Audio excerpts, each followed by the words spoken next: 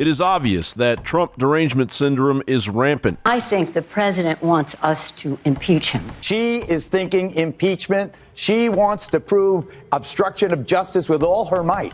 But what is happening is, when these documents are revealed, what it will show is an obstruction of injustice. Leading the charge over the cliff for the ambiguous, self-loathing Democratic Party, Joe Biden, the frontrunner, who leads the field by 18 points, regardless that he is gradually feeling comfortable enough in his own skin to go back to his creepiness around children. How old are you? Hey, you're getting old. And as we plunge headlong into a Biden-led clown car of Democratic candidates, details of Biden's history of pedophilic behavior will continue to bubble to the surface. The most recent allegations gradually dogging Biden's campaign: Biden suffered a brain aneurysm in 1988. More needs to be investigated surrounding the possibility that Biden may have been suffering from pedophilic urges due to the aneurysm, a known cause as reported by The Independent in 2016. Canadian psychologist and sex behavior scientist Dr. James Cantor, who was speaking of an unrelated case to Biden, said that the man's is one of a handful of reports where people have carried out sexual crimes against children because of a head injury or a brain disorder. Cantor added that his cause would likely no longer be regarded as pedophilia,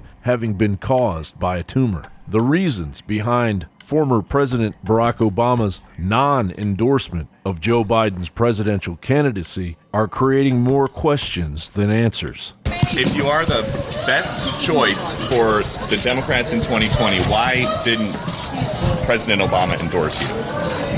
I asked President Obama not to endorse, and he doesn't want to. Whoever wins this nomination should win it on their own merits. And as Mueller backs up his nothing burger with the odd assurances that they can't rule out obstruction for a non-existent crime, I think what's most important about this executive order is it shows that Comey, Clapper, and Brennan all are in jeopardy. If this was just a question of misconduct at the FBI, the president wouldn't have given the Attorney General sweeping authority to be able to compel the production of evidence from the intelligence community, from the CIA, from the NSA, and that's where I believe there is evidence that was withheld from the FISA courts. And now we are learning that none other than Joe Biden may have had a hand in the origins of the Trump coup operation, now being investigated by Attorney General Bill Barr. As Breitbart reports, intelligence community's early handling of the Russia investigation may itself raise questions. It was first handled at a very senior level and then by a small group. This small group included then FBI Director Jim Comey, then Attorney General Loretta Lynch,